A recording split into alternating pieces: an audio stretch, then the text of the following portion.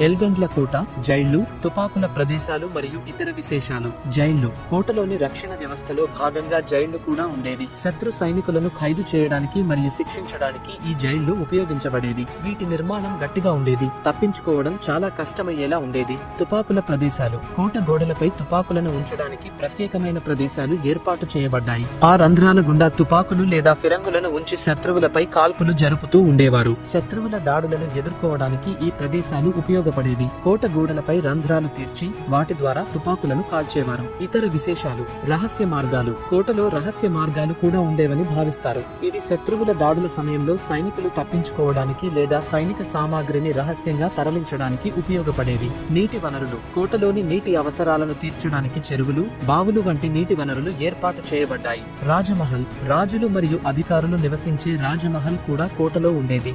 కోటను శుభ్రంగా ఉంచడానికి సహకరించండి.